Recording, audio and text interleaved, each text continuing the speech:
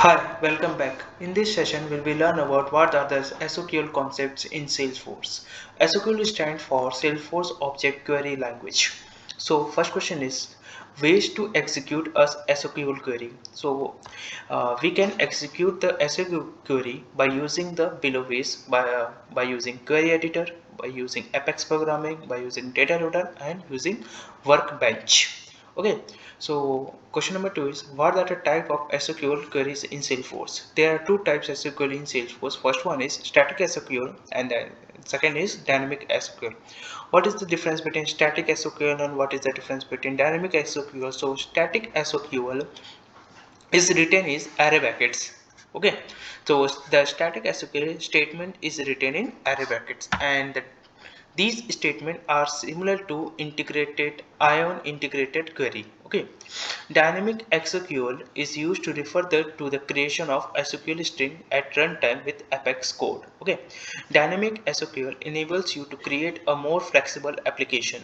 To create dynamic SOQL query at runtime, use database.query method in one of the following ways. Okay, return a single S objects when the query returns a single record. So like these are the slash point is S objects as database dot query string limit underscore L. Okay, returns a list of S objects when the query returns more than a one record. This is called dynamic SOQL. Okay. So SOQL clause, what are the SOQL clause in Salesforce? So we can use multiple SOQL clause like where, group by, having, order by, limit, offset, all rows for update, like this type of SOQL clause in Salesforce. So question number 4 is what is the SOQL statements in Salesforce? So SOQL stands for Salesforce Object Search Language. Okay.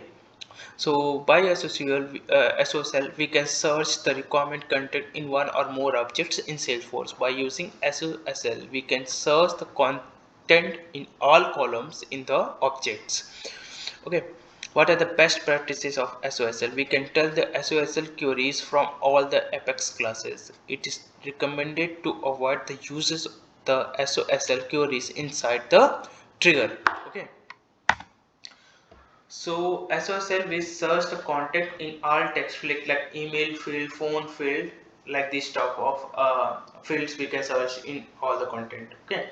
What is the difference between SOQL and SOSL? So these in this picture, SOSL will divide into two parts. What first one is SOQL and second was is SOSL.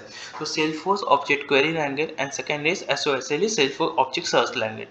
In this SOQL governor limits we can are this 100 SOQL limits, and in this SOSL 20 SOQL per transaction queries we can write. Okay, so data retrieving in SOQL is 50,000 and data retrieving in SOSL is 20,000 in single transaction. Okay, return type is a S object and return type list as object. Okay, select keyword is used in SOQL and SOSL find keyword is used. Okay, and SOQL fetch the data in single object or related data. It can fetch the data in SOQL. We can fetch the data as a single object and other related object which is related to that single object. Okay, and the SOSL every object will have field or the record. You can fetch every object. Okay, in SOQL it can be used in trigger, and in SOQL it can also use in triggers. Okay, so this is all about the SOQL concept in Salesforce.